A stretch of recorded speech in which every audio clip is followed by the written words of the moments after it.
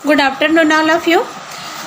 जैसे हम जानते हैं कि आप लोगों का सेमेस्टर एग्ज़ाम जो है वो उसकी डेट आ चुकी है और आप लोगों के एडमिट कार्ड भी आपके जो है नेट पे अवेलेबल है, अपलोड कर दिया गया है। और आप लोग जो है बहुत सारे लोग जो है एडमिट कार्ड जो है निकाल भी लिए होंगे। तो जैसे बीएड के सेमेस्टर का एग्ज़ाम जो है फर्स्ट सेमेस्टर का आपका 24 मई से स्टार्ट है। तो कुछ बच्चे की ये डिमांड थी कि हमको एग्ज़ाम में किस तरह से लिखना है। आप सारे जो है यूजी पीजी किए हैं और आप लोगों को सारे लोगों को पता है कि एग्ज़ाम में किस तरह से लिखा जाता है। फिर भी मैं एक बार आप लोगों को रिवाइज़ करा देती हूँ, रिमाइंड कराती हूँ कि हमको आपको एग्ज़ाम में कैसे लिखना है। क्योंकि हम जो है हमारा जो है लॉन्ग क्वेश्चन होता है, 5 क्वेश्चन दिए जाते हैं कॉलेज में। तो आपका जो इंटरनल मार्क्स होता है वो 20 नंबर का होता है असाइनमेंट और आपके परफॉर्मेंस बेस्ड पर। और आपका जो 80 नंबर होता है वो आपका थ्योरिकल मार्क्स होता है और उस थ्योरिकल के लिए आप जो है एग्ज़ाम देते हैं। तो उसमें जो आपके 5 क्वेश्चन रहते हैं वो आपके 16 नंबर में डिवाइड होते हैं। और इसी तरह से आपको एक क्वेश्चन के लिए आपको सफिशिएंट जो टाइम दिया जाता है। जब हम ऑफलाइन एग्ज़ाम देते हैं तो उसमें हमको 3 घंटे का मैक्सिमम टाइम दिया जाता है। तो उस टाइम में हमको अपने 5 क्वेश्चन में जो चीज़ें हैं टाइम मैनेज करके हमको 5 क्वेश्चन बनाना कंपलसरी होता है। ठीक है, आप लोग जो है क्वेश्चन कभी भी छोड़ के नहीं आएंगे, 5 क्वेश्चन आप लोगों को अटैम्प्ट करने हैं। और इसके साथ साथ आप लोगों का ये भी प्रयास है, क्योंकि जब हम एग्ज़ाम देते हैं तो कोई सा भी एग्ज़ाम हो तो एग्ज़ामिनर को थोड़ा सा एग्ज़ाम फोबिया का डर रहता है। तो आप लोग टेंशन बिल्कुल मत लीजिएगा, एकदम रिलैक्स माइंड होकर एग्ज़ाम दीजिएगा। क्योंकि आपका जो है अभी होममेड एग्ज़ाम हो रहा है, ऑनलाइन एग्ज़ाम है। बहुत सारे लोगों को हो सकता है एक्सपीरियंस हो, नहीं हो तो ये आपका पहला एक्सपीरियंस है जिसमें आपको व्हाट्सएप और ईमेल के द्वारा आपको जो है क्वेश्चन पेपर जो आपके व्हाट्सएप या आपके मेल आईडी जो आपने परीक्षा फॉर्म पे फिल किए हैं उसमें आपको क्वेश्चन पेपर दिया गया जाएगा। और एक आपको ओएमआर सीट है। आप यूजीपीजी में सारे लोगों को और कंपटीशन एग्ज़ाम में आपको पता है कि किस तरह से आप ओएमआर सीट को फिल करते हैं। तो ओएमआर सीट को आपको बहुत बारीकी से भरना है। उसमें आपको कहीं भी किसी भी प्रकार का गलत नहीं करना है, काट छांट नहीं करना है, ओवर राइटिंग नहीं करना है। ठीक है, और अभी आप लोगों को जो आंसर शीट आप लोगों को निर्देश में दिया जाएगा कि किस तरह से आप लोगों को A4 की जो लाइन वाली कॉपी है, यदि आप ऑफलाइन एग्ज़ाम देते तो आपको जो है 16 पन्ना यानी 32 पेज की कॉपी दी जाती थी। और उसी तरह 32 पेज की आपको A4 में लाइनिंग आप कर सकते हैं, या आपके पास A4 साइज़ की कॉपी होगी आप उसमें भी अपना आंसर दे सकते हैं। हम देखते हैं कि जब हमको 5 क्वेश्चन बनाने होते हैं तो हम सबसे पहले पहला क्वेश्चन आप लोगों को जब भी क्वेश्चन पेपर दिया जाएगा तो आप लोग बहुत अच्छे से एक बार रिलैक्स होकर क्वेश्चन पेपर को पढ़ लेंगे और बार बार उस क्वेश्चन को पढ़ेंगे। उनमें से जो क्वेश्चन का आंसर आपको आता है वो क्वेश्चन जो है आप उसे पहले बनाएंगे और उस क्वेश्चन को बनाने के लिए फिर आपको ज़्यादा से ज़्यादा टाइम आप लोग उसमें लेते हैं। सपोज़ पहले बार यदि आपको 40 मिनट का यदि किसी भी क्वेश्चन को आपको डिवाइड करना है, लेकिन आप देखते हैं कि आपके फर्स्ट क्वेश्चन में आप 1 घंटे या उससे भी ज़्यादा टाइम स्पेंड करते हैं या उससे ज़्यादा टाइम आप ले लेते हैं और आप जो है लिखते रहते हैं, क्योंकि ऐसा लगता है कि ये जो चीज़ें हैं हमको याद है तो हम बहुत सारे इसके बारे में लिख सकते हैं। लेकिन मैं आप लोगों को आज जो है बहुत इम्पोर्टेंट बात बताने जा रही हूँ, आप लोग बड़े ध्यान से सुनिएगा। क्योंकि हम यदि देखते हैं कि हमको लगता है कि हम जिस चीज़ के बारे में जानते हैं तो हम उसके बारे में सब कुछ लिख देंगे, लेकिन आप लोग बहुत इत्मीनान से रिलैक्स होके और ध्यान से जो है आप क्वेश्चन पेपर को पढ़ेंगे कि क्वेश्चन में क्या पूछा जा रहा है। सपोज़ यदि आपको क्वेश्चन में पूछा जा रहा है, क्योंकि मैंने बहुत सारे एग्ज़ाम चेक किए हैं तो उसमें अक्सर देखने को मिलता है कि बच्चे जो है जो क्वेश्चन पूछा जाता है उसका आंसर नहीं लिखते हैं, बल्कि उससे रिलेटेड बहुत सारी चीज़ें लिखते हैं। आपको ज़्यादा लिखने की ज़रूरत नहीं है, ज़्यादा कॉपी भरने की ज़रूरत नहीं है, पन्ने भरने की ज़रूरत नहीं है। बीएड में पन्नों को देखकर जो है चेक नहीं किया जाता, नंबर नहीं मिला जाता। टू द पॉइंट लिखिए, आप पुस्तकीय भाषा को मत लिखिए। और आप अब जो है आप टीचर बनने वाले हैं तो आपको अपने शब्दों में डिफाइन करना आना चाहिए। सिर्फ आपको राइटर की जो डेफिनेशन है, ठीक है, किसी के जो राइटर के थॉट्स हैं उनको एज इट इज़ आपको बनाना है। और जब आप कोई भी डेफिनेशन देते हैं तो उसको इन्वर्टेड कॉमा से ओपन करके इन्वर्टेड कॉमा में क्लोज करना है, क्योंकि बहुत सारे बच्चे जो है जल्दबाजी के चक्कर में इन्वर्टेड कॉमा को क्लोज करना और ओपन करना भूल जाते हैं। तो आपको जो भी राइटर का डेफिनेशन रहेंगे वो आपके इन्वर्टेड कॉमा में ओपन एंड क्लोज दोनों रहेंगे। और आपको यदि डेफिनेशन पूछा जा रहा है, आपने डेफिनेशन याद किया है, बहुत सारे राइटर का एक एक लाइन का सरल सरल डेफिनेशन होता है, तो आप जितने डेफिनेशन लिख सकते हैं आप उसे जो है हिंदी में, यदि सरल है, एक लाइन का, दो लाइन का है, आपको इजी वे पे याद हो जाता है, तो आप उसे एक लाइन पे, और आपका इंग्लिश वर्जन, इंग्लिश में भी आप उसको लिख के आप हिंदी इंग्लिश दोनों में लिख सकते हैं। इंग्लिश में भी लिख सकते हैं, हिंदी मीडियम वाले बच्चे भी इंग्लिश में लिख सकते हैं, क्योंकि बार बार बच्चों की ये क्वेरी आती है कि हम देखते हैं कि डेफिनेशन के लिए क्या हम इंग्लिश में लिख सकते हैं। तो ज़रूरी नहीं है कि इंग्लिश मीडियम वाले बच्चे ही इंग्लिश में लिखें, हिंदी मीडियम के बच्चे जो हैं पॉइंट को इंग्लिश में शो कर सकते हैं, लिख सकते हैं, और हिंदी और इंग्लिश। लेकिन आपको सबसे बड़ा प्रॉब्लम होता है टाइम मैनेजमेंट का, कि आपको इस 3 घंटे में 3 आवर्स में आपको किस तरह से आपके क्वेश्चन के लिए आपको टाइम जो है डिवाइड करने हैं। तो आप उसके अकॉर्डिंग आपको ये कार्य करना है। कई बच्चों की स्पीड कम होती है, तो मेरे जो है पर्सनल आप लोगों को सजेशन है कि आप लोग जो भी याद करते हैं उसे आप एक कॉपी और पेन लेकर कम से कम पॉइंट को आप लोग बार बार पुस्तक या जिससे कॉपी में आप बनाए हैं तो वो कॉपी को बंद करके आप एक रफ कॉपी ले लीजिए और उस पॉइंट को आप बार बार नोट आउट कीजिए और देखिए।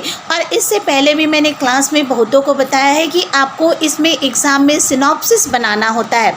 तो हम सिनॉप्सिस कैसे तैयार करते हैं, ठीक है, सारे लोगों को आता भी होगा। आप लोगों ने यूसीपीसी में सिनॉप्सिस कॉलेज के एग्ज़ाम में दिए हैं, बनाए हैं, लेकिन एक बार मैं फिर से आप लोगों को रिवाइज़ कराती हूँ कि किस तरह से आपका सिनॉप्सिस बनता है। हम सबसे पहले देखते हैं कि क्वेश्चन क्या है। क्वेश्चन पढ़ने के बाद जब हम आंसर लिखते हैं तो हम लिखते हैं, सपोज़ यदि मान लो 5 आंसर में 5वां हमारा क्वेश्चन है, वो हमको बहुत अच्छे से याद है, हम उस क्वेश्चन को पहले हल करना चाहते हैं, तो हम सबसे पहले आप क्वेश्चन उतारने में टाइम वेस्ट नहीं करेंगे।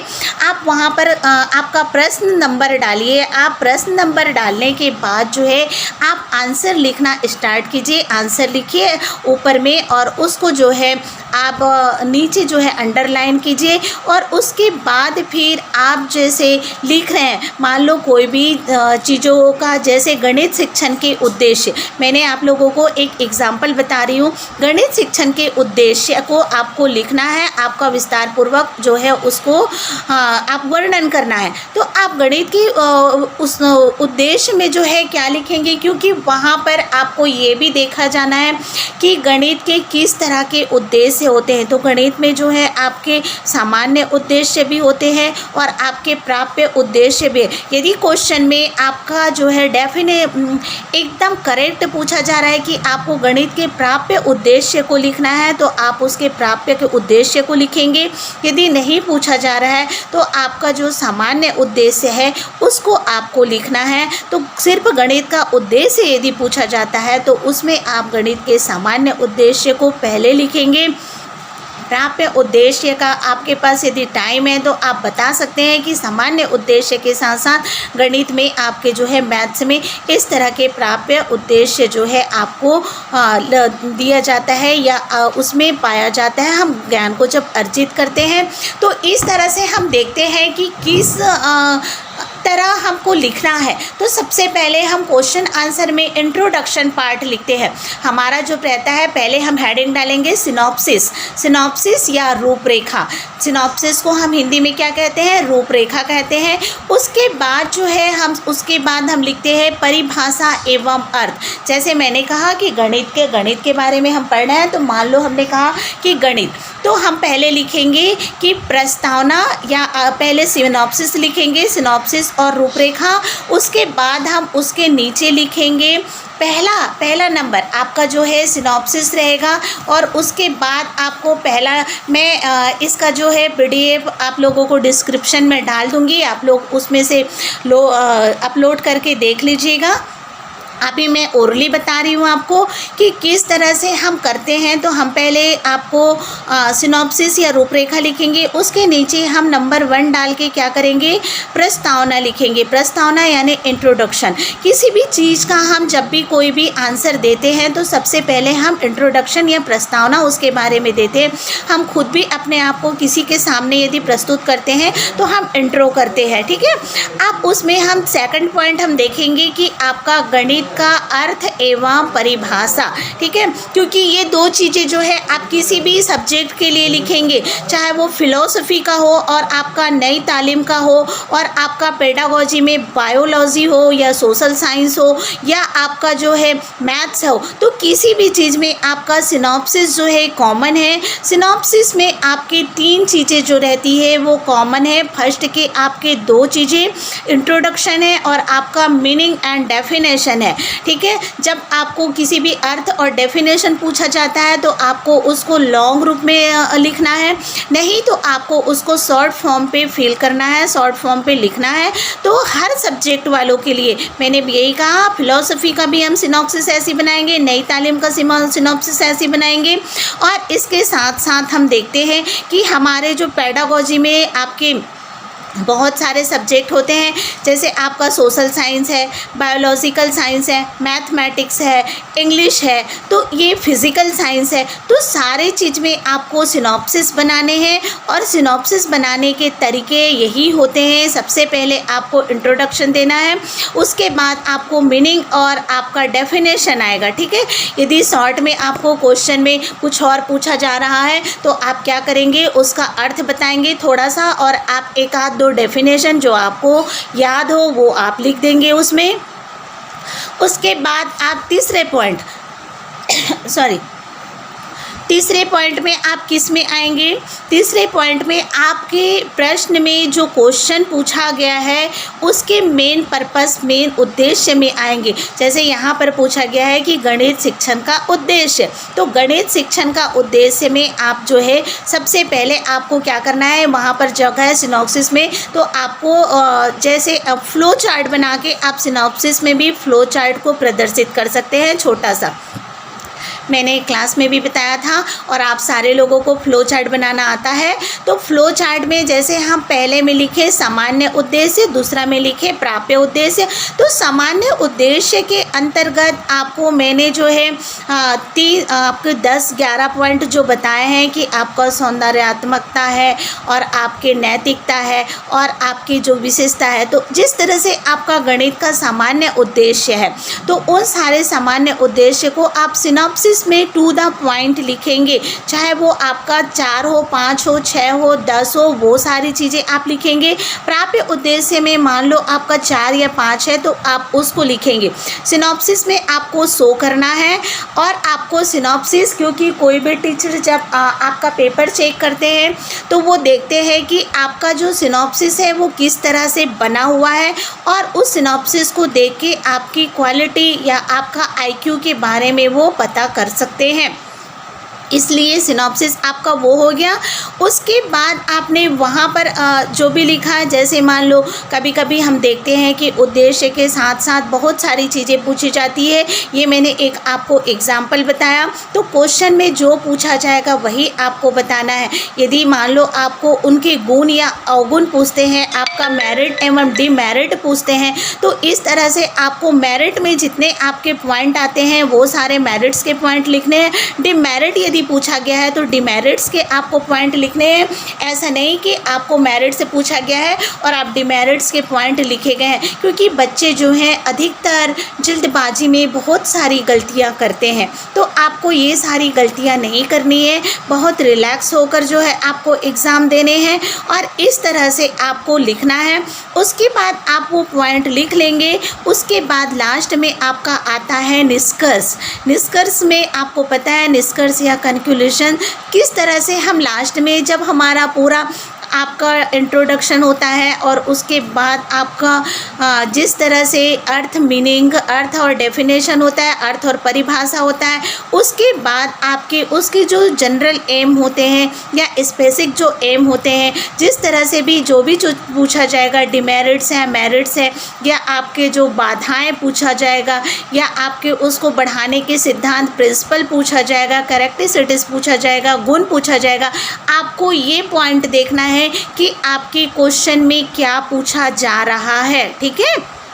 उसके अकॉर्डिंग आपको सिनॉप्सिस बनाने हैं, ठीक है। तो इस तरह से आपका सिनॉप्सिस हो गया और उस सिनॉप्सिस बनाने के बाद और आपको एग्ज़ाम में जो है रेड और ग्रीन पेन यूज़ नहीं करना है, ठीक है। कभी भी स्टूडेंट रेड और ग्रीन पेन यूज़ नहीं करते हैं और आप जो है जितना आप अपने एग्ज़ाम को ज़्यादा अट्रैक्टिव तरीके से लिख सकते हो और आपका राइटिंग भी इस तरह से होना चाहिए, ना ही एकदम बड़ा होना चाहिए, ना ही एकदम छोटा होना चाहिए, मीडियम हिसाब से आपका राइटिंग होना चाहिए। क्योंकि आपके पेपर को देखा जाता है, यदि ऑफलाइन एग्ज़ाम देते तो जो आपका 32 पेज का मैंने बताया, तो उसमें आपको सफली लेने का जो है परमिशन नहीं होता, परमिटेड नहीं दिया जाता।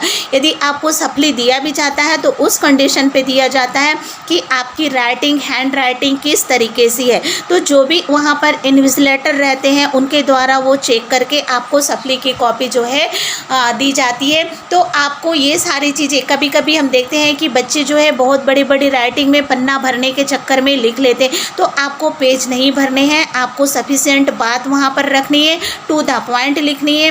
और आपको कोई भी जैसा आप लिख रहे हैं तो उसको आपको एग्जाम्पल भी देना है। एग्जाम्पल आप अपने शब्दों में दे सकते हैं, वर्तमान स्थिति में आपको जो भी क्वेश्चन आ रहे हैं उससे रिलेटेड जो भी आपके एग्जाम्पल आपके रीजनिंग, आपके लॉजिक में आता है, मेंटली आप उस तरह से अपने शब्दों में उसे आप लिख सकते हैं। क्योंकि रियलिटी बेस पे जो आप एग्जाम्पल देंगे वो ज़्यादा बेटर होंगे, क्योंकि आपको जो है टीचर भी तो चेक करेंगे ना, क्योंकि आप आने वाले भविष्य में टीचर बनने जा रहे हैं। तो इसलिए आपको अपने शब्दों में आपको लिखना आना चाहिए और उत्तर देना आना चाहिए, न कि पूरी पुस्तक की भाषा होनी चाहिए, ठीक है। इसके अकॉर्डिंग सबसे बड़ी चीज़ जो है आपका ये हो गया। और आप टाइम मैनेजमेंट, जैसे आप घर में लिख के लिखने की प्रैक्टिस करेंगे तो आपकी राइटिंग की भी प्रैक्टिस होगी और आपकी स्पीड भी जो है वो अच्छी होगी। क्योंकि अधिकतर हम देखते हैं कि हम जो है बहुत सारे लोगों का ब्रेकअप भी हो जाता है पढ़ाई में, तो हमको लिखने में बहुत परेशानी होती है। हम कंटिन्यू 3 घंटा बैठ के लिखते हैं तो कहीं हमारा हाथ दुखने लगता है और बहुत सारी प्रॉब्लम्स जो है हमें आने लगती है। तो अभी तो हमारा होममेड एग्ज़ाम है, ऑनलाइन एग्ज़ाम है, उसमें आप लोगों को सफिशिएंट टाइम मिलता है, लेकिन फिर भी आपको ऐसा नहीं करना है कि ये होममेड एग्ज़ाम है तो आपको पूरी पुस्तक देख के पुस्तक का उतारना है। बल्कि सबसे बड़ी बात ये है कि आप पढ़ रहे हैं, पढ़ाई कर रहे हैं, आप लोगों की ऑफलाइन की क्लासेस भी बहुत कम हुई है, ऑनलाइन क्लासेस हो रही है। तो ऑनलाइन क्लास में भी आपने जितनी जानकारी अर्जित की है, आपको जितना ज्ञान है, क्योंकि मेरा ये मानना है कि हम पुस्तक देख के स्पीड से नहीं लिख सकते, लेकिन हमारे दिमाग में यदि कोई बातें, किसी क्वेश्चन का आंसर यदि है तो उसे हम कंटिन्यू बहुत अच्छे तरीके से लिख सकते हैं, ठीक है। तो आप लोग कोशिश कीजिएगा ईमानदारी के साथ, क्योंकि टीचिंग प्रोफेशनल में आपको ईमानदारी बरतना बहुत आवश्यक होता है। जब तक आप ईमानदारी नहीं बरतोगे, आप बच्चों को भी क्या सिखाएंगे, क्योंकि नए समाज का निर्माण आपको करना है। तो आप अपने आप में जितने % आप ईमानदारी कर सकते हैं, कई लोग मुझे पता है कि 100% भी, क्योंकि आपकी पढ़ाई हुई है, जिन्होंने पढ़ा है तो वो तो यही चाहेंगे कि हम जो है अपने मन से और अपने अकॉर्डिंग हम लिखें। और बीएड के स्टूडेंट के लिए मैं एक और बहुत इम्पोर्टेंट बात कहना चाहूँगी कि यहाँ पर आपको ऐसा नहीं होना चाहिए कि हमने पढ़ा नहीं है इसको, क्योंकि आप कोई भी क्वेश्चन जो है छोड़ेंगे नहीं, आपको सारे क्वेश्चन अटैम्प्ट करना है और कंपलसरी है कि पांचों क्वेश्चन को आपको बनाना है। यदि मान लो कभी ऐसा होता है कि आपने जो पढ़ा है और इमिडिएटली उस समय आपको याद नहीं आता, आप भूल जाते हैं, तो भी ऐसा नहीं कि हम उस क्वेश्चन को छोड़ दें, बल्कि उसमें आपको अपने लॉजिक के अकॉर्डिंग जितनी सारी चीज़ें आती है तो वो सारे चीज़ जो है आपको लिखना पड़ेगा। ये आपका हो गया कि किस तरह से हम सिनॉप्सिस बनाएंगे और एग्ज़ाम में हम, और असाइनमेंट आपको कॉपी मिली है, असाइनमेंट क्वेश्चन भी मिले हैं, असाइनमेंट में भी आपको सिनॉप्सिस बनाना है। असाइनमेंट इसलिए दिया जाता है ताकि आप लोगों को असाइनमेंट के लिखने में प्रैक्टिस हो जाए और आप लोगों को अच्छे से नॉलेज हो जाए कि एग्ज़ाम में आप कैसे लिख सकते। और उसके बाद मैंने अभी बताया कि पेन का यूज़ किस तरह से करना है। जो आप सिनॉप्सिस बनाओगे उसे आप ब्लैक पेन से, यदि आपके पास बहुत सारे पेन अवेलेबल हैं, बहुत सारे कलरफुल, तो जिनको प्रैक्टिस है वो आप लोग यूज़ कर सकते हैं हर कलर का। सिर्फ आपको जो है रेड और ग्रीन यूज़ नहीं करना है। उसके अलावा आप, मैंने बताया है इससे पहले कि आप फ्लो चार्ट बना सकते हैं, और जो ड्राइंग करते हैं, जैसे आपका ट्रायंगल होता है, स्क्वायर होता है, तो आप पॉइंट को, जैसे आपका कोई भी सामाजिक का है, आपको सामाजिक की स्थिति के बारे में या महिलाओं की स्थिति के बारे में बताना है, तो महिलाओं की स्थिति के बारे में आपको बताना है, तो किस तरह से कि वो राजनीतिक में कैसे कर रही है, धार्मिक उनका कैसे चल रहा है, सांस्कृतिक उनका कैसे चल रहा है, आर्थिक कैसे चल रहा है, तो आपका बीच में जो है सामाजिक स्थिति हो जाएगा। तो सामाजिक स्थिति के चार कोण में, जैसे ऐसे आप स्क्वायर बनाओगे तो एक तरफ आपका राजनीतिक, एक तरफ आर्थिक, और एक तरफ धार्मिक, और एक तरफ ऐसे सांस्कृतिक।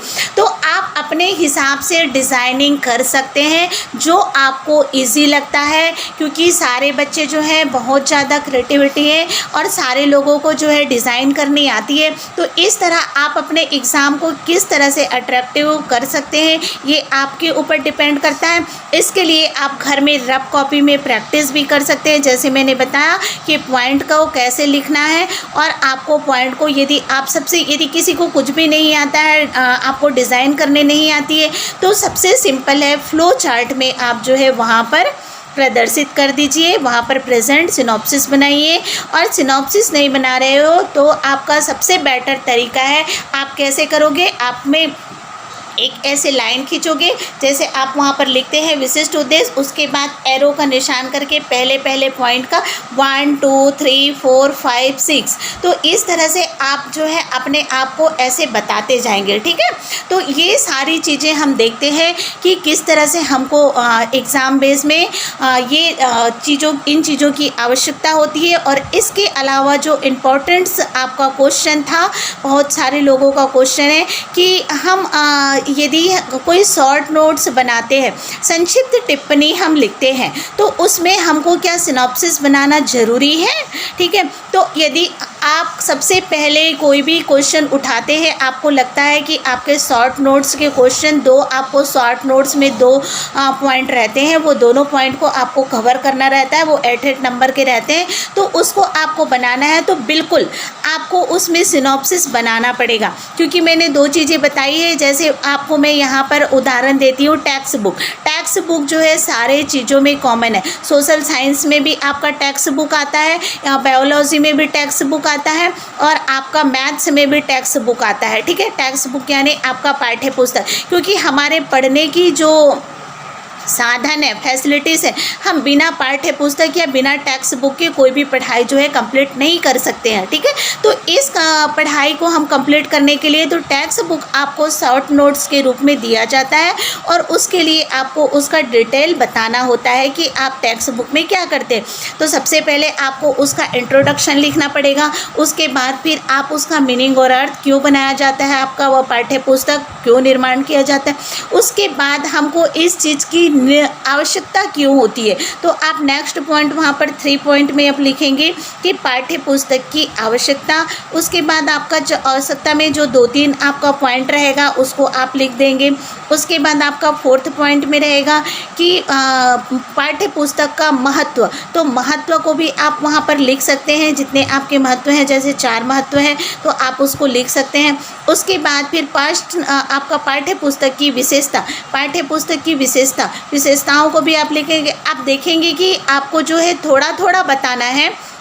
आपके 8-8, 10-10 जो पॉइंट हैं उसको ना लिख के आप उसमें शॉर्ट जो आपको पॉइंट इम्पोर्टेंस लगेंगे उन सारे पॉइंट को आपको नोट आउट करना है और उसको आपको लिखना है। उसके बाद लास्ट में फिर आपका वही आ जाता है निष्कर्ष। और सपोज़ आप जैसे 5th क्वेश्चन के रूप में उसको अटेम्प्ट कर रहे हो, आपके पास टाइम नहीं बचा है, 2.5 घंटा ऑलरेडी जो है आप लगा चुके हो 4 क्वेश्चन में, और आपके पास जैसे एक क्वेश्चन के लिए आधा घंटा बचा है या 2 क्वेश्चन के लिए, कभी कभी होता है ऐसे एग्ज़ाम में, तो 2 क्वेश्चन के लिए हमारे पास आधा घंटा बचा है और हमको 15-15 मिनट में बहुत सारे दोनों क्वेश्चन को हमको फिल करना है या एक क्वेश्चन को फिल करना है। तो उस समय हम देखते हैं कि वहाँ पर हम जो है ऐसे शॉर्ट नोट्स को छोड़ के रखते हैं। तो शॉर्ट नोट्स के बारे में हम क्या करते हैं, ज़्यादा नहीं लिख पाते हैं।